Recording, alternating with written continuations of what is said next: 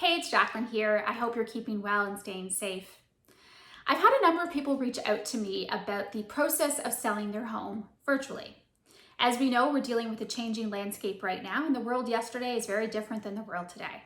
As such, we very much have had to reevaluate the way in which we conduct our business and evolve our marketing techniques, as well as how we're showcasing our clients' homes. I want to take a couple minutes just to walk you through what exactly that entails. The first step is providing an assessment, which we've been conducting virtually. I've explained in another video the ins and outs of this and would invite you to watch this particular video, but the basics of it is that we meet with our clients via Zoom, via conference call, and can walk them through an assessment on their home, all from the comfort of their home and the comfort of my home. The next step obviously involves photography. I do still have a professional photography company that is working with me in order to ensure that we're having a lot of photos taken of our homes. In addition to this, I've recently added 3D tours to my listings.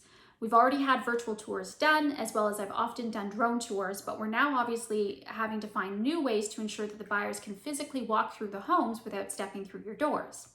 3D tours are a great way of doing this.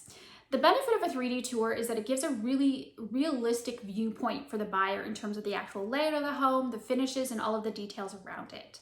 Our photography, our videography is fantastic, but the downside of it is that it is designed to showcase the home in its best light. And what we don't want is a buyer coming through the house and saying, well, I thought the bathroom was over here and I actually wanted it over here. So a 3D tour allows a buyer to get a very realistic, real life view of what your home looks like. After a buyer has been through the process of viewing the virtual tours, the 3D tour, and then does a drive-by of the property, we then provide to either the buyer or their agent a disclosure statement.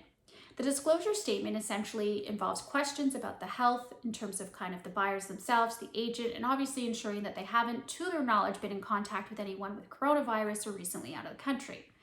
But we believe this is not purely enough, because even in the event that they don't believe that they've been in contact, we all know that you can be a silent carrier. So part of what I'm doing in terms of with my property showings is taking an extra precautionary step. And in addition to this, our questionnaire involves questions to ensure that the buyer does not have a home to sell, that the buyer is in a position in which they need to buy in the foreseeable future, as well as the buyer themselves has been pre-qualified, and then of course they have to sign off that they've viewed all marketing materials, virtual tours, and done the drive-by.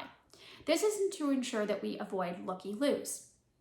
A recent example and concerning that can happen is if a buyer is going out and seeing 5 houses. They may themselves be in good health, but we don't know anything about the health or well-being or situation of the other 4 houses that they've seen prior to coming to our clients' homes. So this is why we're taking extra steps to ensure that the people coming through the door are looking at a minimal amount of homes and are serious buyers that are in a position to need to buy. Again, if you're in a situation in which you don't need to buy, this is not the time to be looking for real estate. We need to keep our health and safety of both our clients as well as any prospective buyers top of mind. Once we get a successful buyer to provide an offer on the property, we're dealing with negotiations virtually as well. I've been using DocuSign for a number of years. I was very much an early adapter when it came to that. So this is fortunately a technology I'm very comfortable with and able to walk my clients through. In addition to DocuSign, we're doing either Zoom calls or conference calls to talk through the offer with the clients and make sure that they understand everything that's in the offer, as well as what we're going to do as it relates to a sign back if merited. From there, we then conduct a home inspection. We are still conducting home inspections. This is still a tool, especially if you're a buyer, that's always very good to have. What's a little bit differently right now is that most of the home inspectors aren't allowing buyers to attend. Again, we can facilitate this to ensure that the inspector goes through the home. They can either do a Zoom call, conference call, or what we've done in other circumstances is meet the property owner or the buyer across the lawn to provide the assessment. From there, you go through the process of closing, which again, I've covered in another video with local lawyer Scott McCracken. Closings are still happening fairly smoothly as well. Again, this is not a service that's necessarily something everybody will need right now.